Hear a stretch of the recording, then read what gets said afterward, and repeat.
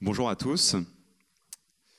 Alors, je voulais vous parler d'une vidéo que j'ai vue il y a une dizaine de jours et que vous avez d'ailleurs peut-être également vue. Cette vidéo, c'est celle d'Aurélien Barraud.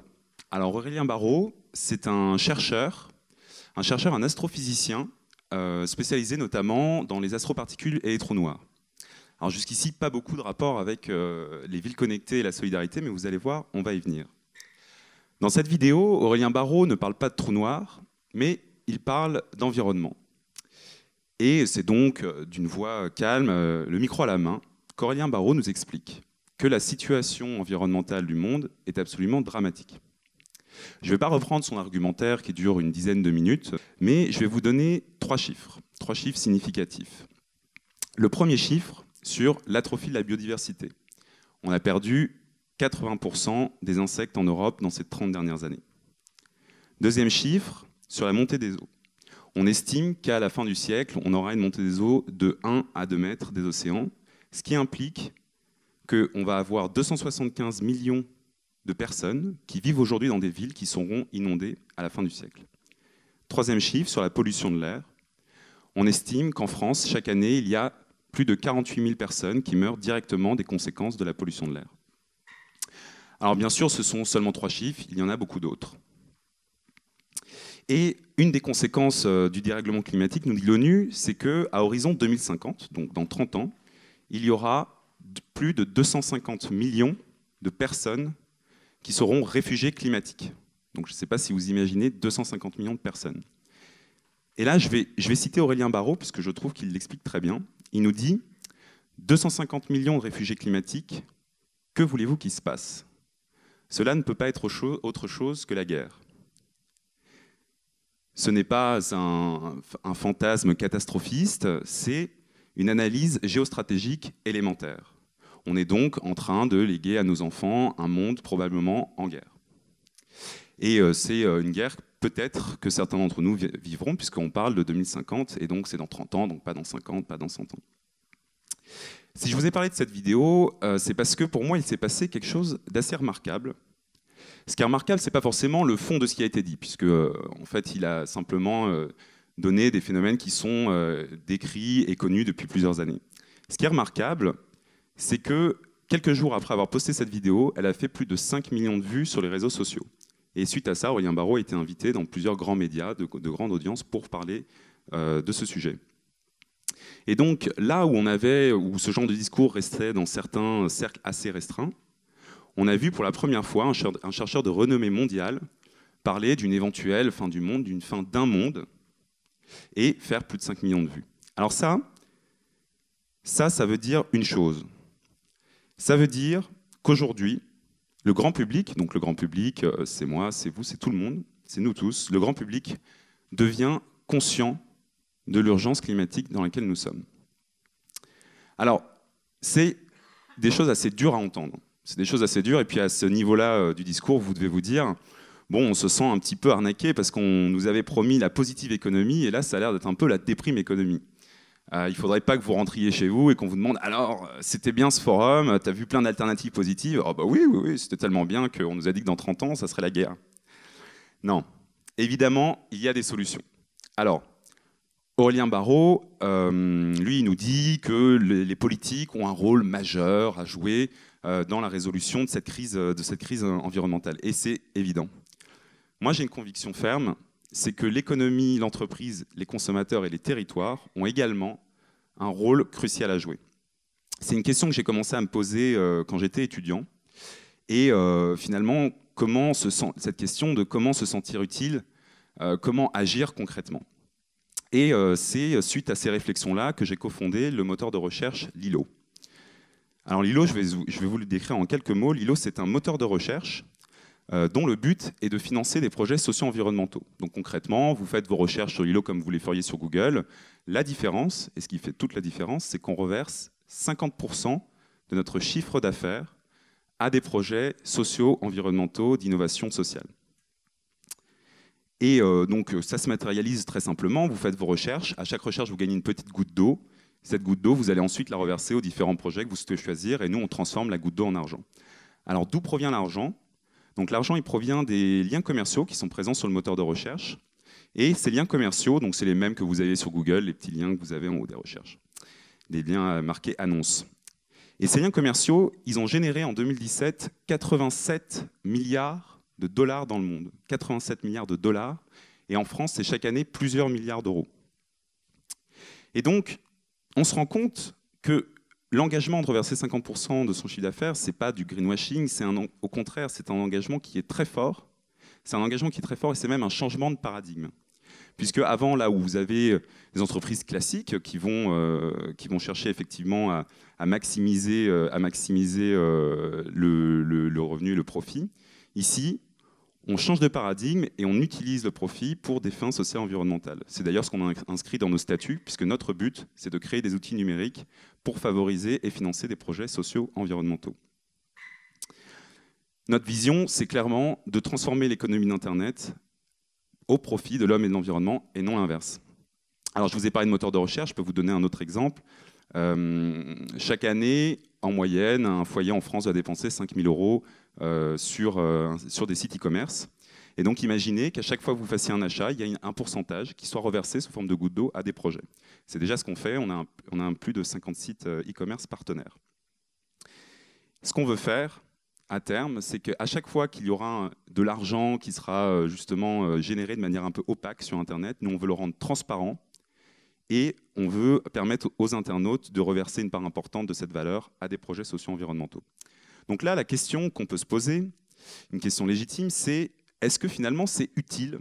Est-ce qu'il est utile de financer des associations ? Est-ce qu'il est utile justement de financer ces projets socio-environnementaux par rapport à ce défi auquel nous faisons face ? Pour ça, je vais vous prendre un exemple. Donc je vais vous parler très rapidement de la pollution plastique dans les océans. Donc dans les océans, nous estimons qu'à 2050, à horizon 2050, il y aura autant de plastique que de poissons dans les océans. Et ce qu'on sait également, c'est que le plastique va se détériorer en microplastique et interagir avec le plancton qui se retrouve donc dans toute la chaîne alimentaire. Donc c'est un problème urgent. Et il y a un laboratoire de recherche environnementale qui a publié récemment une étude disant que 90% de la pollution plastique provenait de seulement 10 fleuves dans le monde. Et on a une association, une ONG, qui s'appelle Wings of Ocean, qui a déterminé une solution et qui estime qu'avec 80 millions de dollars, plus 20 millions chaque année d'entretien, ils pouvaient se mettre aux embouchures de ces 10 fleuves et capter toute la pollution plastique. Donc en fait, avec 80 millions de dollars, on peut réduire de 90% le flux de plastique dans les océans. Donc ça peut paraître une somme importante, mais en fait, quand on le remet en perspective de, par exemple, ce qui est généré par les moteurs de recherche, c'est moins de 10% de ce qui est généré chaque année par les utilisateurs français. Moins de 10% en France. Donc imaginez ce qu'on peut faire avec un impact mondial. Et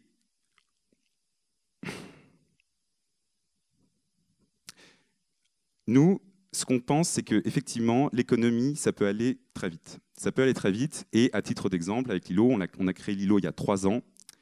Et on a déjà reversé plus d'1 million d'euros à 175 projets sur tout le territoire national. Et donc, je vous ai pris un exemple d'impact global, mais il y a aussi l'impact local. L'impact doit être local.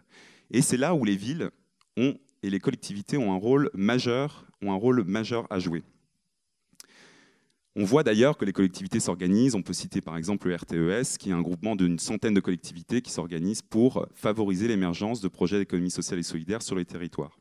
Je vais vous prendre un deuxième exemple justement d'une association nantaise qui a un impact local très important. Cette association, elle s'appelle Home 311. Elle a été fondée par Frédéric Tabary, qui est un architecte designer d'intérieur. Et Frédéric Tabary, il est parti de ce constat. Il a vu que chaque année, il y avait plus de 10 000 camions frigorifiques, de poids-lourds frigorifiques qui étaient mis au rebut. Pourquoi ? Parce qu'il y a une loi en France qui vous explique qu'après 12 ans d'utilisation, les camions frigorifiques n'ont plus le droit de circuler. Et donc lui, il s'est dit, eh ben, on va prendre ces camions et à l'image un peu des conteneurs qu'on transforme en habitation, on va les transformer en habitation, en solution d'habitat d'urgence, d'hébergement d'urgence. Et donc ça existe déjà. Il a déjà créé plusieurs camions et le coût d'un camion est de 25 000 €, ce qui fait que ça devient une des solutions les moins chères du marché en solution d'hébergement d'urgence. Et cette solution, elle est absolument géniale à 2 points de vue. La première, au niveau écologique, évidemment, puisqu'on transforme quelque chose qui devait être jeté. Et la deuxième, c'est du point de vue social. Pourquoi? Pour ça, je vais vous faire un calcul qui est assez simple. J'ai parlé de 8 personnes par camion. On a 10 000 camions chaque année qui sont mis au rebut. Et donc, en 2 ans, on peut créer 160 000 hébergements d'urgence. 160 000, et on estime que chaque année, on estime qu'en France, il y a 140 000 personnes qui sont sans abri. Donc, je vous laisse faire le calcul. Aujourd'hui, avec Lilo, on soutient un peu plus de 150 projets dans toute la France. Et ce qu'on constate, c'est qu'il y a une véritable innovation sociale qui est présente sur tous les territoires, que ce soit dans le domaine de l'énergie, de l'alimentation, de la santé, de l'éducation. Et ce qu'on pense, c'est que Internet peut être un véritable allié des collectivités et des territoires pour justement faire émerger ces projets, les accompagner et développer l'innovation sociale sur nos territoires. Pour finir, je vais vous donner une petite citation que j'aime beaucoup, qui, je trouve, résume très bien ce lien finalement entre économie, consommation et le rôle que l'on a chacun à jouer dans la résolution de ces enjeux socio-environnementaux. À chaque fois que vous consommez un produit ou que vous utilisez un service, vous votez pour le monde dans lequel vous souhaitez vivre. À chaque fois que vous consommez un produit ou que vous utilisez un service, vous votez pour le monde dans lequel vous souhaitez vivre.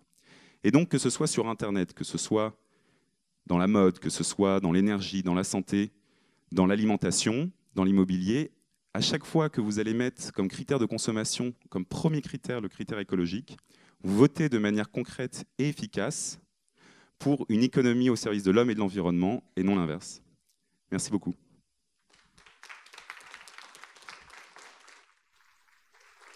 Merci beaucoup Clément.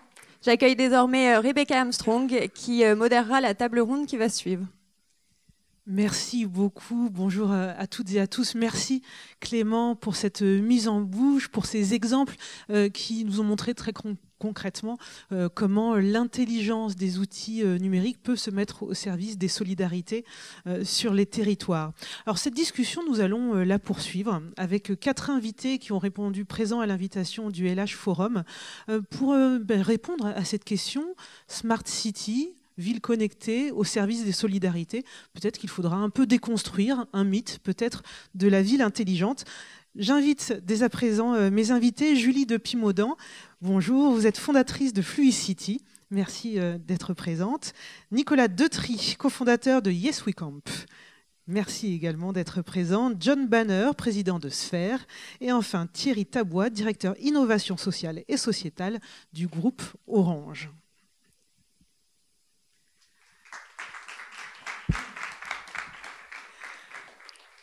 J'imagine que vous avez entendu des mots-clés importants dans les différents propos introductifs de Clément. Et j'aimerais commencer par un tour de table rapide pour mieux vous connaître. Quelles sont vos organisations? Je commence avec vous, Thierry, juste à côté de moi. Alors, le groupe Orange, on connaît, mais peut-être un peu moins la direction de l'innovation sociale. Alors en fait, ce n'est pas la direction de l'innovation sociale. En fait, au sein de la responsabilité sociale d'entreprise, je suis en charge, moi, d'un pôle qui est celui autour de la question des enjeux sociétaux. Le seul point que je voudrais noter, c'est que historiquement, la question sociétale dans les entreprises était beaucoup philanthropique. La RSE n'a pas de caractère philanthropique, elle est complémentaire à la fondation. On doit travailler main dans la main, etc. Mais on est plus sur le fait de réfléchir et d'envisager des nouvelles formes d'activité, de nouveaux business models, etc., tout en respectant toutes les garanties de ce qu'est la RSE au niveau fondamental, c'est-à-dire le dialogue avec les parties prenantes, la gouvernance, le reporting, le regard sur l'environnement, etc. etc. Voilà. D'accord. Donc, vous nous expliquerez tout à l'heure comment, sur des opérations concrètes, vous mettez en intelligence les acteurs à des échelles locales. Nicolas Detry, donc je le disais, cofondateur de Yes We Camp. Qu'est-ce que c'est que Yes We Camp ? Yes We Camp, c'est un collectif qui réunit des professions assez variées, avec beaucoup de personnes qui viennent. On est 70 permanents salariés aujourd'hui, avec beaucoup de personnes qui viennent de la création des métiers artistiques et de conception spatiale, notamment des architectes, des paysagistes, des artistes, des designers. Et ce qu'on sait bien faire, depuis notre premier projet en 2013, quand Marseille était capitale de la culture, où nous avions fabriqué une sorte de ville éphémère sur une dalle de béton appartenant au port de Marseille, ce qu'on sait bien faire, c'est se déployer sur un territoire donné pendant un temps court, ce qui nous permet d'avoir des espaces disponibles. Il y en a beaucoup, il y a énormément de bâtiments non occupés, il y a énormément de terrains vagues et de friches disponibles, et d'y déployer une sorte de micro-village positif, pour reprendre la sémantique du LH Forum, dans laquelle les enjeux d'inclusion, de capacité à agir, d'appropriation d'une gouvernance locale seront mis en réalité de manière très concrète, très vécue par les personnes. Donc, à titre d'exemple, vous connaissez peut-être les Grands Voisins à Paris, où pendant 2 ans, puis une nouvelle période qu'on vient d'ouvrir de 2 ans, ont cohabité des foyers d'hébergement d'urgence pour des personnes qui étaient à la rue, des espaces mis à disposition pour des start-upers ou des artisans. Il y en a eu jusqu'à 250 structures installées, et toute une programmation ouverte au public qui permettent d'avoir dans l'instant une cohabitation du coup presque forcée entre des populations qui d'habitude s'ignorent. Et toute la beauté, et nous, tout notre travail, ça va être de faire en sorte que ce soit fertile, que les rencontres se créent, et que finalement on renoue avec une forme de capacité collective. Et des solidarités. Julie de Pimaudan, donc vous êtes fondatrice de Fluicity, donc une ville fluide. C'est quoi Fluicity ? Donc Fluicity, c'est le nom d'une start-up qui agit comme un accélérateur, un catalyseur d'engagement citoyen. Donc il y a une partie plateforme, donc technologique, qui permet à n'importe quel citoyen de proposer des projets, des idées, des problèmes pour son territoire, et à n'importe quelle organisation, qu'elle soit publique, privée ou associative, de consulter des citoyens sur des sujets d'intérêt collectif. Et donc nous, on facilite en fait ce dialogue à travers une plateforme, mais aussi à travers un accompagnement qui permet un engagement citoyen, principalement à l'échelle des territoires, parce que c'est là que finalement l'engagement est le plus fort. On est tous concernés par ce qui se passe dans notre quartier autour de chez nous. Et voilà, et donc on va travailler aussi bien sur des plans climat que sur des rénovations du cœur de ville, que sur des politiques publiques sur le long terme. Il y a des sociétés privées qui travaillent avec nous, ou associatives, type MSF, qui va vouloir consulter l'ensemble de leurs membres, donc 40 000 membres sur un territoire très large, sur des sujets de gouvernance. Donc en fait, c'est de la gouvernance participative. Elle peut être publique, privée ou associative. Et elle a comme particularité, cette plateforme, d'être tiers de confiance. Donc on va vraiment agir en tiers de confiance. On va permettre de sécuriser les données citoyennes, et aussi de donner un petit peu de pouvoir aux citoyens lorsqu'ils participent. Donc on n'est pas du tout une plateforme institutionnelle. On va vraiment essayer de jouer ce rôle de tiers de confiance pour donner une envie de participation et permettre des décisions plus responsables au niveau des territoires. Très bien, merci beaucoup. John Banner, donc vous êtes fondateur de Sphère, président même de Sphère. Parlez-nous de votre entreprise. Alors en quelques mots, Sphère est la société qui a conçu l'application LH Forum d'aujourd'hui. Donc pour aller un peu plus dans le détail, cette application de là de vous donner les programmes, partenaires, participants, etc. Vous allez pouvoir entrer en relation avec les invités, donc vos voisins de chaise. Et cela, ça va se faire par de l'intelligence artificielle. On est partenaire LinkedIn, ce qui nous permet de vous proposer les personnes les plus pertinentes qui sont présentes au LH Forum. Et donc on le fait pour des événements comme cela, pour des fondations, donc pour les aider aussi à lever des fonds, parce que lorsqu'une marque ou un groupe ou une organisation comme la Fondation Positive Planète propose à l'intérieur de l'app de faire des dons, ce qui est le cas d'ailleurs de l'app LH Forum. On aide donc des organisations, des marques comme Gary Lafayette pour approcher des clients. Et enfin, on est sur d'autres projets musicaux, donc c'est assez vaste. Mais le cas le plus concret, c'est le LH Forum.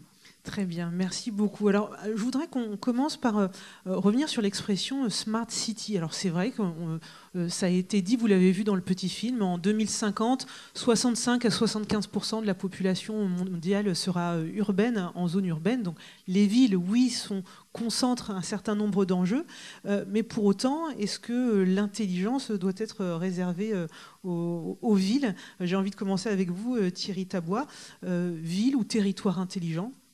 Alors, en introduction, je voudrais simplement dire que dans notre ADN, chez Orange, on a toujours été un accompagnateur du développement socio-économique et culturel des territoires. Le fait d'apporter de la connectivité, de permettre la relation entre humains dans leurs différences est un des éléments clés de l'ADN même du groupe Orange. Alors oui, bien sûr, on a une évolution vers l'urbanisation massive qui pose de réelles questions. Et aujourd'hui, on pose souvent la question de la Smart Cities d'un point de vue solutionniste et techno, que ce soit pour la gestion des déchets, que ce soit pour l'éclairage public, que ce soit pour le transport, la mobilité, etc. etc. La question de la pollution de l'air, bien entendu. Et bien sûr, on va parler de capteurs, de big data, etc. etc. Moi, je considère que l'innovation, elle est aussi dans les nouvelles pratiques, dans les nouvelles façons de faire ensemble. Et aujourd'hui, on ne peut pas faire seul. On est obligé de faire avec d'autres. Alors, avec des gens qui font du biomimétisme, avec des chercheurs, avec des gens comme Fluidity. Et donc, cette forme d'innovation-là, elle se retrouve dans tous les territoires. Moi, je suis né à la campagne, dans la... qui retournaient la terre, il n'y avait plus du tout d'insectes, etc., etc. Ils ont commencé à comprendre, ils rentrent dans la permaculture, ils rentrent dans les systèmes de circuits courts, etc. Et donc, ce sont des territoires qui sont intelligents. Alors, ils n'ont pas les mêmes problématiques et dimensions, mais la question de la technologie numérique joue un rôle aussi dans ces territoires. La question du rapprochement entre, on va dire, métiers différents devient également essentielle. Et, dernier point, il y a un relais permanent entre la campagne, la ville, la campagne, etc. Même si la population se déplace vers la ville, je veux dire, au niveau alimentaire, au niveau, à tout niveau, il y a une fluidité permanente. Donc moi, je préfère parler de territoire plutôt que de ville et uniquement de ville. Alors très bien, on va glisser la sémantique peut-être pour parler de territoires intelligents. Tout à l'heure, Julie, vous aviez commencé un peu à en parler. Vous, les territoires sur lesquels vous travaillez, ils sont mouvants. Oui, tout à fait. Donc c'est vrai qu'au départ, de manière assez pragmatique et tactique, on a été ciblé des villes, surtout des villes qui étaient plutôt de taille moyenne. Donc typiquement, on partait du principe que quand on était dans un petit territoire, en tant qu'élu, on avait peut-être moins besoin des nouvelles technologies pour interagir facilement avec les citoyens.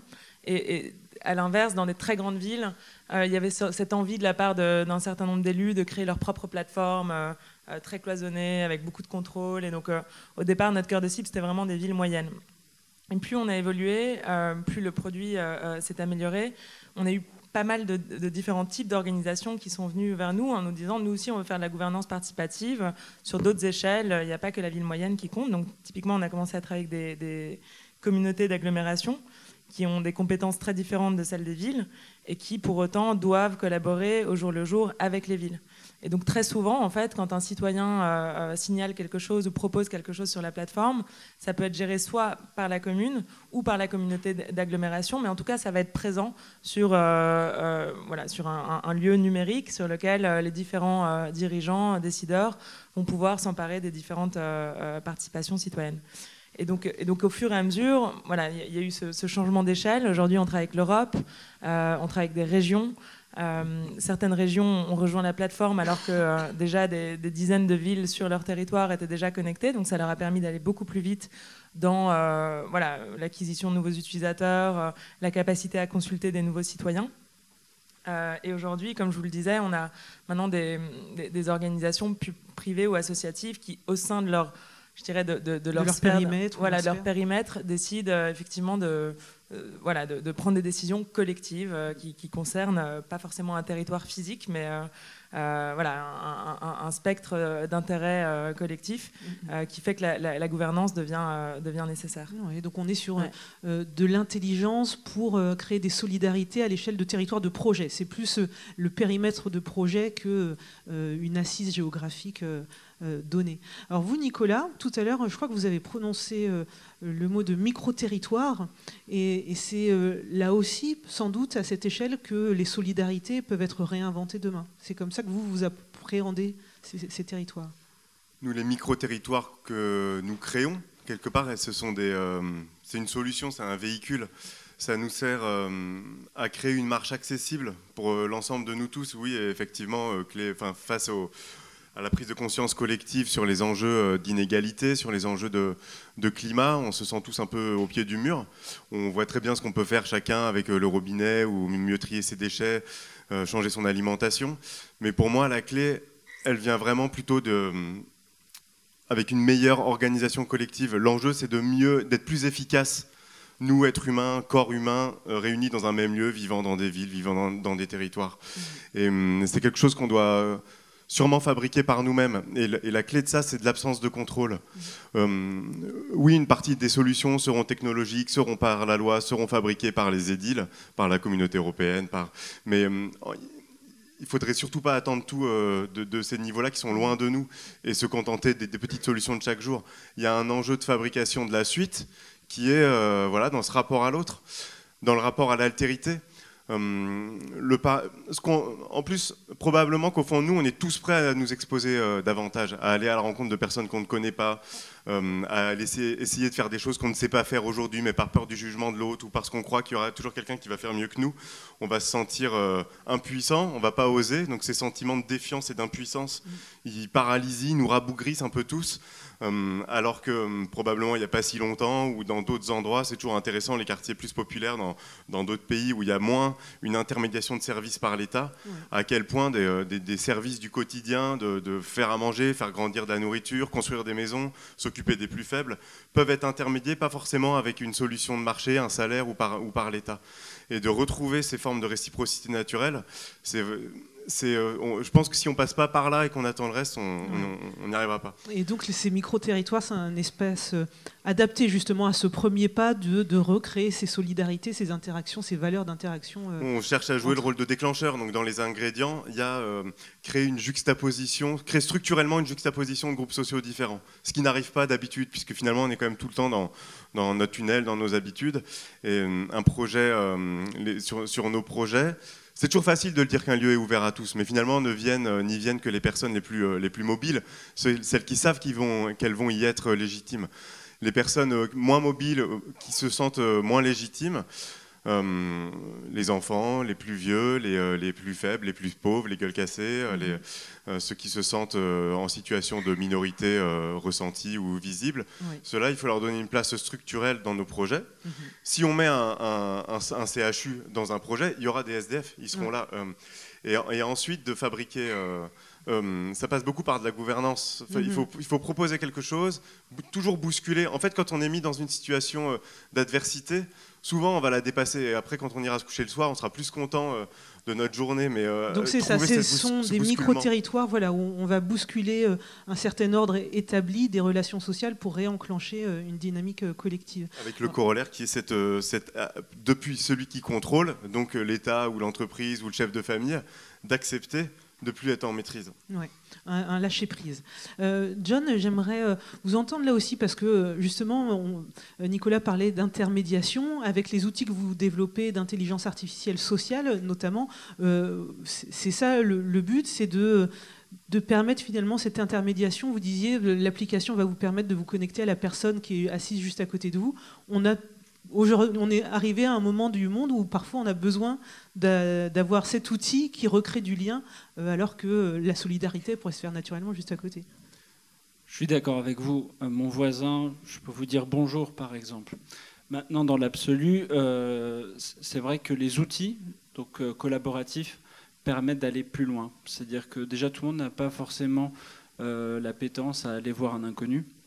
Et en plus de cela, les outils qu'on propose, par exemple, permettent un coup de pouce.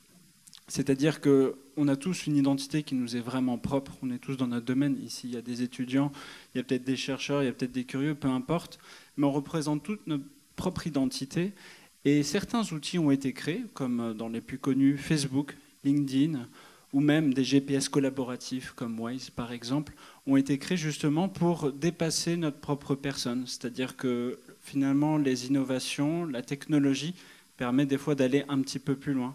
Et si on arrive même à imaginer des moteurs de recherche qui font gagner de l'argent, par exemple, ou si on arrive à imaginer d'autres moteurs de recherche qui font gagner de l'argent qui servira à d'autres organisations, c'est bien qu'on est passé du stade à juste l'innovation pour du business à une innovation pour du collectif. Alors, est-ce que ce que vous dites là, cette innovation pas pour du business et plutôt pour du collectif, est-ce que c'est un véritable chemin aujourd'hui qui est largement pris ou est-ce juste un sillon qui reste vraiment à affirmer? Parce que je pense tout simplement au cas de la Chine où on voit que des outils technologiques permettent de faire de la reconnaissance faciale, de noter les gens et finalement on désagrège des solidarités pour arriver à un système hyper individualisé où on note les gens et si on n'a pas la note, et voilà, donc on est dans une logique purement individuelle. Quel chemin prend le dessus en ce moment? Oui, c'est vrai qu'on peut arriver dans des extrêmes où on est un petit peu comme un chauffeur Uber. C'est-à-dire vous allez parler à quelqu'un, il ne vous ressent pas, en face il va vous dire c'était vraiment génial cette belle soirée avec vous, et derrière il vous mettra une sale note et on n'entendra plus parler de vous. C'est quelque chose qui pourrait arriver, et d'ailleurs il y a multitude de sites de rencontres, d'applications de rencontres qui favorisent à cela. Donc on est d'accord là-dessus. Maintenant, dans un autre temps, il y a aussi l'inverse, c'est-à-dire quelqu'un qui, dans le passé, c'était le premier de classe, il était totalement rejeté parce qu'il n'était pas compris par les autres, il n'avait pas envie de comprendre les autres. Et bien, ce premier de classe, aujourd'hui, ça peut être par exemple Mark Zuckerberg, et c'est un Asperger, et il dirige une des sociétés les plus florissantes du monde. Donc évidemment, tout ça a bien évolué, les outils ont permis des nouveaux usages, et maintenant, c'est la brute qui se retrouve à être en bas de l'échelle sociale, et l'intelligent qui se retrouve à lui donner des ordres. Donc c'est très marrant tout ça, et vous avez bien raison. Les outils ont beaucoup évolué. Maintenant, c'est vrai qu'il faut faire très attention aux extrêmes. Et c'est vrai qu'on voit la Chine, on voit Londres qui a une caméra à chaque coin de rue. C'est vrai que ça peut donner un sentiment d'insécurité. Maintenant, ce qui serait intéressant de savoir, c'est est-ce que finalement cette hypersécurisation a permis de baisser le taux de criminalité. Est-ce que, par exemple, lorsqu'à Munich, la police municipale a mis en place un outil qui permet de prévenir de la criminalité par rapport à des statistiques suite à un cambriolage ? C'est exactement la Minority Report, ils l'ont fait. Ça a marché dans un temps très court. Est-ce que ça pourrait vraiment marcher ou est-ce qu'au contraire, ça pourrait diviser? Ça, c'est des super questions. Je ne suis pas sûr qu'on ait le temps d'y répondre aujourd'hui ou qu'on soit capable d'y répondre. Mais c'est important de le soulever. Alors justement, Julie, j'aimerais revenir vers vous parce que vous, votre ambition, c'est vraiment la co-construction de solutions, d'intérêt général, donc de solidarité. Est-ce qu'aujourd'hui, vous sentez vos clients, que ce soit associations, entreprises, collectivités, qui ont passé le cap justement de se dire, c'est plus seulement dire votre trottoir, il doit être rouge ou vert, c'est co-construire l'espace de la ville. Je rebondis un tout petit peu sur ce qui a été dit juste avant, sur la notion de l'individuel par rapport au collectif. Donc, typiquement, si on regarde notre solution de participation citoyenne, ça va être à la fois plus individuel parce que finalement pour participer à mon territoire, au lieu d'aller à une réunion publique ou à un conseil de quartier, je vais être derrière mon téléphone et faire remonter quelque chose qui ne me va pas en mettant une photo et un point de géolocalisation. Mais par ailleurs, ça devient plus collectif parce que finalement, il y a potentiellement plus de gens qui vont pouvoir avoir accès à cette vie citoyenne. Donc, par exemple, des familles qui ont des enfants en bas âge et qui n'ont vraiment pas le temps d'aller aux réunions publiques. Par exemple, voilà, des jeunes qui travaillent, qui n'ont juste pas pris le temps pour la vie citoyenne, ont finalement accès à un débat qui peut être assez collectif parce que c'est libre, c'est ouvert et il y a des débats qui s'installent. Et donc, pour répondre à la question de la co-construction, je pense que le premier enjeu, c'est effectivement d'essayer d'avoir accès à une audience beaucoup plus large que celle qui existe actuellement au sein des territoires dans la participation citoyenne, qui est souvent, ce sont des personnes qui vont avoir plus de 55 ans, un bac plus 5 et le temps et l'argent pour participer. Et une fois qu'on a réussi à solliciter cette nouvelle audience, l'idée c'est d'aller récupérer des données qui permettent effectivement cette co-construction. Donc l'exemple typique sur la plateforme, c'est d'essayer de recueillir un certain nombre d'idées sur une thématique spécifique, donc par exemple la mobilité, et à partir des idées citoyennes, de venir avec des projets qui vont correspondre aux besoins, aux attentes des habitants. On l'a vu puisque ça vient directement de la plateforme. Et donc de vraiment jouer avec ces outils de participation pour arriver avec des solutions collectives qui ont vraiment été à l'écoute, qui ont pris en compte les besoins et les attentes des habitants. Alors, Thierry, ce qui m'interpelle dans ce qu'a dit Julie, elle a évoqué dans un premier temps, on a souvent les mêmes personnes qui participent à la co-construction. Est-ce qu'on n'a pas le risque justement dans le futur d'avoir une ville intelligente? Oui, mais peut-être pour 80% de la population, et puis les 20%, justement, ceux qui sont les plus fragiles et qui ont le plus besoin d'un accompagnement, ils soient les oubliés de cette ville intelligente et des solidarités dont ils sont peut-être ils ont sans doute besoin de ces solidarités. Ouais, je suis tout à fait d'accord avec ce qui a été dit, et aussi ce qui avait été dit par Clément en introduction. Aujourd'hui, l'enjeu, c'est la technologie au service de l'humain, et usage n'est pas maîtrise. Et on a vraiment un effort, mais je parle de nous, Orange, mais d'autres acteurs, les villes, l'ensemble des parties prenantes, en fait, pour faciliter cette acculturation du plus grand nombre autour de la question de l'usage des outils numériques. Alors nous, de notre côté, on essaie de réfléchir en parcours. C'est-à-dire de dire finalement, on appelle ça la littératie, la capacitation, etc. Donc d'offrir des formats, des formules. Par exemple, je gère un site qui s'appelle le Digital Society Forum, qui a vocation à permettre de comprendre ce que fait le numérique ici et maintenant dans ta propre vie quotidienne, etc. Mais ça ne s'arrête pas là. L'idée derrière, c'est aussi de soutenir la mise en place de Fab Labs dans les territoires et des Fab Labs solidaires, pour que les gens puissent s'approprier en fait l'outil, commencer à travailler avec. Mais c'est aussi les écoles du code. On suit Simplon depuis le début. Et puis on continue l'histoire. C'est tout ce que tu disais sur la question de l'entrepreneuriat social. Moi de mon côté, j'essaie de soutenir le déploiement d'un acteur incubateur de SS qui s'appelle La Ruche sur l'ensemble du territoire français, parce que intégrer le numérique pour ces acteurs-là qui sont des entreprises à impact, qui vont apporter quelque chose, est un élément essentiel. Donc, pour résumer, autour de ce parcours-là, offrir ces parcours-là, c'est vraiment un enjeu majeur, parce que sinon, effectivement, ça va être le même effet que le système des télévisions quand il y avait toutes les chaînes, où finalement les gens regardaient que Eurosport. On peut finir dans l'entre-soi. Et donc ça, c'est un vrai risque. Sur la façon de co-construire la ville, Nicolas, vous dans Yes We Camp, vous n'êtes pas, on n'est pas sur du numérique. C'est les corps dans un lieu qui font ensemble. Est-ce que la ville intelligente, c'est pas aussi une ville où finalement ses habitants sont capables de pleinement se réapproprier les espaces publics et parfois peut-être les détourner d'un usage prédéfini pour réinventer comment vivre la ville? Si, c'est bien ça. C'est pas la ville d'ailleurs qui serait intelligente, c'est nous qui y habitons.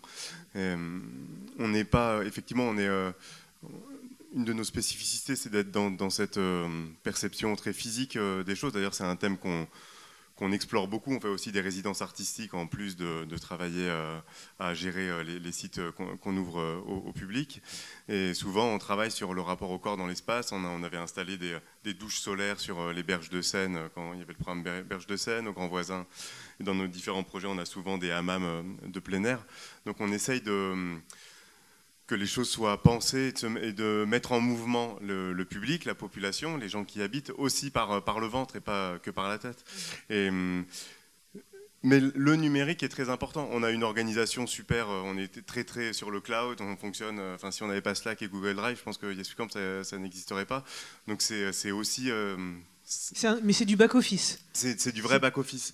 Et il y a quelque chose d'important sur justement cette nouvelle audience dans les politiques de co-construction pour toucher, on le voit bien, nous on travaille beaucoup sur d'urbanisme transitoire, donc avec des aménageurs, avec des promoteurs, et les dynamiques de concertation de la population sont souvent très, très partielles. Finalement, quand on ouvre la discussion au public, le projet est déjà quasiment ficelé, il n'y a pas beaucoup de marge de co-écriture en vrai, et de toute façon que ceux qui sont en face sont structurellement opposés au projet et presque parfois dans une mécanique théorique avec des populations qui sont suffisamment équipées mentalement pour pouvoir avoir cet échange. Et, les projets tels qu'on les pratique, par exemple en ce moment on a une friche de 10 000 m² sur le territoire d'expansion de la Défense, sur la ville de Nanterre. Et ce qu'on essaye de défendre, c'est de se servir de cet endroit pour... comme un lieu de vie, comme un lieu de quartier sur lequel il y aura des services, on fait du jardin partagé, on organise des ateliers pour les enfants, des soirées, des concerts, on peut venir assez facilement, et de le faire financer En fait, l'idée, c'est plutôt de créer cette habitude de venir et qu'ensuite d'utiliser ceux qui vont venir, ça va être les mères, ça va être les enfants, c'est justement les personnes qu'on ne touche pas dans les moments de concertation. Et d'utiliser du coup cette habitude de toucher ces publics pour ensuite les emmener dans les démarches de concertation. Ouais. L'enjeu, c'est comment est-ce que ça se finance. C'est parce que quelque part, là, on crée nos micro-villages desquels on s'autoproclame maire avec nos services techniques. Jusqu'à maintenant, on les a tout le temps autofinancés, mais ce n'est pas une solution. C'est une économie beaucoup trop ric-rac, où on prend trop de risques individuels et collectifs. L'idée serait plutôt que la mécanique urbaine finance cette fabrique des communs. Qui est-ce qui paye le commun et quand on est sur une opération d'un nouveau quartier, on pourrait prendre quelques euros par mètre carré aux promoteurs qui vont les vendre et que ça fabrique ce budget commun. Ce budget commun, la manière dont on le dépense serait choisie par l'ensemble de ceux qui habitent ici. Donc au lieu de venir le vendredi soir à la réunion de concertation pour donner un avis qui ne sera pas écouté, là on vient pour dire comment on va dépenser les 30 000 euros de ce mois. Et petit à petit, il y a fort à parier que si tous les mois, comme ça, on dépense 30 000 euros de ce budget commun, quand on va se réunir pour parler justement de l'urbanisme et du projet urbain préparé par l'aménageur, qu'il y aura davantage de représentation de la population réelle à cette réunion et qu'il y aura une intelligence collective supérieure puisque tout le monde aura tombé un peu ses postures initiales. Ouais, donc c'est une démarche apprenante aussi qui se construit ici. Alors on a défini quelques grandes caractéristiques de la ville ou du territoire intelligent, de ce qu'il devrait être, de l'importance de la place de l'humain. Mais la ville intelligente, c'est aussi gérer des flux d'eau, d'énergie, de mobilité, et tout ça, la ville intelligente, elle est forcément gourmande, elle se nourrit de data, de données. On sait qu'aujourd'hui, la donnée, quasiment toutes les semaines, on a un scandale sur l'appropriation, la vente de données. John, j'aimerais avoir votre regard là-dessus sur comment on peut construire justement de la confiance et pourquoi pas de la co-construction aussi de cette donnée pour que l'intelligence elle soit dans une relation égalitaire et pas d'un pouvoir économique face à un citoyen, un habitant. Alors c'est vrai que la question est très très délicate parce que je vous parlais d'une personne, Satoshi Nakamoto, c'est quelqu'un en 2009, il a créé une monnaie qui s'appelle le Bitcoin, qui est une crypto-monnaie. Ce qui est fou, c'est que cette personne-là, aucune personne dans cette salle pourrait dire j'ai sa photo, j'ai son numéro de téléphone ou j'ai sa vraie identité, parce qu'en réalité c'est un pseudonyme. C'est-à-dire que cette personne-là qui a créé cette crypto-monnaie, il faut quand même savoir qu'il y a 2 ans, elle était valorisée à 20 000 $ quand même, un bitcoin. Bon, aujourd'hui c'est 5 500, c'est un petit peu chuté. Mais on se rend compte que justement il y a quand même des personnes, des organisations, des entreprises, des gouvernements qui sont prêts à investir dans une monnaie qui appartient à un inconnu et qui est dictée par sa propre règle de marché, qui n'est surtout pas contrôlée par un marché. Donc évidemment, il y a une confiance et une conscience de ça qui est vraiment très complexe à avoir. Mais bon, ça veut dire quand même qu'on est capable de croire un inconnu. Maintenant, il y a une deuxième chose, c'est plus par rapport à la donnée, pour être plus précis sur votre question. On a par exemple des réseaux d'entraide communautaire. Je vais parler par exemple de Nextdoor, qui est une société qui a 10 ans. Ils sont basés à San Francisco. Ils ont créé un réseau social de voisins. Aujourd'hui, ils sont valorisés à 1,2 milliard de dollars. Et ils ont un souci, c'est-à-dire qu'ils couvrent à peu près 85% des voisinages américains. Ça, c'est chouette. Maintenant, c'est que dans les messages, on peut retrouver des messages racistes. Du style, il y a ce gars-là, c'est un inconnu, il est de couleur, je ne l'ai jamais vu dans mon quartier, est-ce que vous savez qui c'est? Est-ce qu'on appelle la police? Et ça, c'est un problème, à tel point qu'il y a quelques mois, ils ont été obligés de lancer un algorithme pour essayer de dénicher ces posts qui sont racistes et ensuite essayer de les contrôler. Ils n'arrivent toujours pas aujourd'hui. Donc finalement, même lorsqu'on a un ultra grand réseau d'entraide qui est à base de personnes, donc là, c'est plus gouvernement, c'est pas entreprise, c'est même pas monétisé ces posts. Même là, il y a un problème à la confiance et à la connaissance, parce que moi, j'habite dans ce quartier-là. Concrètement, ça peut faire peur. Je donne quelqu'un, il fait par exemple, pour un peu choquer, il fait un adultère avec une personne, c'est pas sa femme, c'est le principe d'adultère. Et donc, il est dans son voisinage, et là, quelqu'un met sur Nextdoor, vous avez vu, c'est Henri, il a trompé sa femme, pas beau. Et c'est justement des extrêmes sur lesquels on pourrait aller. Donc oui, il faut mettre en place des outils, c'est très bien, ça permet en même temps, dans les cas positifs, parce que j'ai parlé que du négatif pour Nextdoor, de créer justement une communauté, de se connaître, de faire en sorte de, quand il y a quelque chose de cassé dans son quartier, d'en référer aux bonnes personnes, aux politiques. Maintenant, il faut faire très attention à l'usage qui en est fait. Et en même temps, il faut aussi se rendre compte qu'on est capable quand même d'investir dans une monnaie qui n'appartient qu'un inconnu aujourd'hui. Donc, il faut avoir ça en tête. Les deux faces d'une problématique. Thierry, sur la question des données, alors c'est vrai qu'aujourd'hui, il y a une réglementation européenne qui trace un chemin, mais... Qui a quand même changé pas mal de choses. Oui. Hein. Donc, mais au-delà de ça, pour rejoindre ce que vous dites, il y a effectivement la question de la maîtrise de soi-même, de ce qu'on met, de ce qu'on poste, etc. Et ça, c'est des habitus, hein. Donc ça prend du temps pour avoir cette maîtrise. Et ensuite, il y a qu'est-ce qu'on fait de mes données ? Je pense qu'il y a une vraie question autour des dashboards, du fait de pouvoir suivre, alors, rémunéré par rémunéré, ça c'est une autre question. Hein. Mais en fait, en tout cas, savoir qu'est-ce qui est fait de nos données et pouvoir dire ça, non, j'arrête, je veux plus, etc., etc. Donc reprendre la maîtrise sur ces fameuses données qu'on ne voit même pas, hein, données de localisation, etc., est un élément clé. Et la confiance, vous savez, ça prend du temps. Pas de solidarité sans confiance. Alors avec tous les scandales qu'il y a pu y avoir ces derniers temps, forcément c'est tombé, ça prendra du temps. Mais pour autant, cette question d'ouverture, de transparence et de donner un peu la main à l'utilisateur est un des éléments clés de la problématique. Alors, ça m'appelle une question, Julie. Est-ce que les collectivités, plus particulièrement les collectivités avec lesquelles vous travaillez, et donc qui investissent dans l'outil de la plateforme, sont en parallèle des collectivités, je ne sais pas si vous savez, hein, qui sont engagées sur les démarches d'open data, par exemple? Est-ce qu'on trouve ce croisement et qui montrerait une certaine éthique? Je pense qu'en effet, il y a l'idée de l'open data et de l'open source sont tous les deux très présentes dans les collectivités territoriales. On a souvent dans les cahiers des charges justement liés aux plateformes numériques un besoin que ce soit qu'il y ait une partie des données qui soient récoltées, qui soient remises en open data, ou carrément que le code soit en open source. Ça dépend un petit peu des unes et des autres. Le gouvernement n'a pas vraiment pris position là-dessus, et je pense que c'est tant mieux, parce que vraiment la question de l'open source, elle est quand même assez sensible. Ça ne veut pas forcément dire que c'est plus que c'est plus solidaire ou que c'est mieux que du code normal. Mais je pense que l'idée de la confiance est vraiment intéressante. On en a parlé avec la RGPD. Nous, on vient de faire notre plan de conformité RGPD en tant que petite start-up de 15 personnes. C'est juste la chose la plus engageante qui soit. Je pense que ça, rien que pour avoir l'audit, on en a eu pour plus de 10 000 euros. Pour une petite start-up, c'est énorme. Et ensuite, pour le plan de mise en conformité, pour vraiment pouvoir implémenter ce qui nous est demandé et pour juste répondre à la loi, on en aura encore pour, je pense, 2 mois de développement. Et donc, rien que ça, c'est le prix de la confiance, entre guillemets. C'est-à-dire qu'on sait qu'on doit faire ça pour que des citoyens aient envie de se connecter et ressentent de l'empathie par rapport à leur expérience sur la plateforme. Donc, on est ravis de le faire et on pense qu'on va en faire un atout.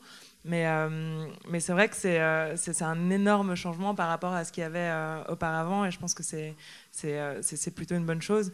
On voit des moteurs de recherche comme Quant, par exemple, qui en ont fait vraiment leur cheval de bataille en disant voilà, nous on protège les données personnelles de nos utilisateurs. Ça fait 3 ans que c'est le cas, ils n'ont pas attendu la RGPD, et ça a fait augmenter leur nombre d'utilisateurs de manière assez notable depuis 3 ans. Donc c'est, je pense, un investissement qui est nécessaire et qui est plutôt vertueux pour l'ensemble des plateformes digitales aujourd'hui. Oui. Alors il nous reste 5 minutes. J'aimerais vous poser une dernière question, la même à chacun d'entre vous. Avant, peut-être, je voudrais préciser que, alors, on a entendu avec vous que oui, la ville intelligente, le territoire intelligent s'appuie sur des outils numériques pour les remettre au service de solidarité interhumaine, pour redonner de la valeur aux interactions humaines. Et on l'a entendu aussi avec Clément que cette solidarité, elle peut être dématérialisée et s'incarner dans du concret en bout de ligne. Donc ça, c'est important. Petit exercice de prospective. On a parlé de 2050. Clément aussi en a parlé. En une phrase ou 2, chacun de vous, la ville, le territoire intelligent en 2050, il ressemble à quoi ? C'est toujours plus dur pour le premier et le dernier. Non, c'est genre la question impossible. Mais je vais répondre par une pirouette. Il y a une phrase d'Edgar Morin que j'adore qui dit « Il faut qu'on arrive à passer d'une communauté de destin à une communauté de dessin ». Et je pense que c'est ça. Et donc, moi, je ne regarde pas le bout du chemin. Il faut arriver à éclairer le chemin. Ouais. Très bien. Nicolas. Je pense que la mère des batailles en ce moment, c'est la séparation, la fragmentation sociale et spatiale. Donc peut-être que les technologies, les réseaux, ces solutions numériques peuvent nous aider à défragmenter, à nous reconnecter. J'en suis pas convaincu personnellement, parce que je pense que ça nous remet dans des tunnels qui sont assez parfois trop homogènes. Et puis surtout, tout cet effort produit par les collectivités, les institutions, les entreprises sur ces solutions technologiques, je ne vois pas assez le pendant dans des solutions très réelles de mise au contact des uns et des autres et de créer en fait des communautés d'action. Et le monde à 2050 et même plus proche, c'est de commencer à lever les freins à la communauté d'action, parce que j'ai toujours les cas où on se retrouve à agir ensemble, c'est rarement négatif. Ça peut pas très bien marcher, mais tout le monde va en prendre une leçon. Et on met trop de freins. On pense au modèle économique, on pense aux freins juridiques, et on pense aux freins de la confiance. On pense qu'il faut se faire confiance pour collaborer. C'est pas forcément vrai. J'ai envie de vous dire un tout petit exemple. On est présenté en ce moment à la Biennale d'architecture à Venise. On s'est dit qu'on allait faire un autre lieu à notre manière. Donc avec des Italiens, on a ouvert une ancienne caserne militaire désaffectée qui a accueilli depuis avril. On a fait 100 places d'hébergement, on a mis l'eau, l'électricité, les gens viennent en groupe travailler. Et avec les Italiens, je pense qu'on n'a toujours pas de confiance. Il y a réciproque, ils nous ont pas fait confiance, mais on est coopérateurs. Nous, il y a 3 personnes de Yescamp en permanence là-bas. Le projet, il se termine fin octobre. Et on aura réalisé, il y a des milliers de personnes qui sont venues pendant ces 6 mois. On va terminer ce projet, on aura tous beaucoup appris, et il n'y aura même pas eu la confiance en préalable. Il n'y avait pas de modèle économique, il n'y avait pas de modèle organisationnel. Mais on s'est auto-projeté dans une obligation d'action, d'accueil, d'hospitalité, qui nous a fait beaucoup avancer chacun. Et en parallèle de cet effort numérique, j'espère que pour 2050, on va développer cet effort de mise en contact. Oui, mise en contact. Julie, à votre tour d'imaginer. Moi, je pense que la manière la plus efficace d'éradiquer tous les points de vue alternatifs, c'est d'être convaincu qu'on a raison. Et donc, pour moi, la ville peut-être intelligente de 2050, ce sera une ville dans laquelle ce sera normal en fait, de partir du principe que le dialogue doit venir dans les deux sens, donc du bas vers le haut, du haut vers le bas, et d'être dans une écoute réciproque des uns et des autres, que ce soit à travers de l'action et de lieux physiques dans la ville, ou au travers de canaux numériques en fonction des différentes populations de l'époque. Je pense que l'important, c'est d'être capable d'être dans un dialogue et de se remettre en question de manière permanente pour prendre des décisions plus fluides, plus flexibles et plus responsables. Merci. John. Je profite d'avoir la dernière place pour la conclusion. Alors, pour moi, il y a 2 choses. Déjà, je vais citer un futurologue qui s'appelle Ariel Assayag qui me disait constamment il y a de l'intelligence collective et je pense que c'est quelque chose qui va s'améliorer. C'est-à-dire qu'on n'aura plus forcément un ingénieur responsable d'une tâche, mais seront peut-être 200 qui se partagent cette même tâche à travers le monde sans pour autant se rencontrer. Donc, évidemment, je suis désolé, mais c'est vrai que les silos où on est tout seul, ça sera de plus en plus le cas, mais en même temps, on sera de plus en plus connecté. Et la deuxième chose, pour répondre à la question, ville intelligente 2050, je pense que ça pourrait être Le Havre, ça pourrait être Paris, ça pourrait être en France, ça pourrait être dans notre monde, mais je pense qu'avant tout, en 2050, ce sera Mars. Et ce sera, à mon avis, Elon Musk qui nous montrera à quoi ressemble une ville intelligente en 2050. Waouh. Et faut qu'on se donne rendez-vous alors. En 2050, dans 32 ans, on revient au Havre pour faire le point là-dessus et on vérifie. Mais en tout cas, merci beaucoup à vous, Julie de Pimodan, Nicolas Detry, John Banner, Thierry Tabois et Clément Lebras. Merci à vous.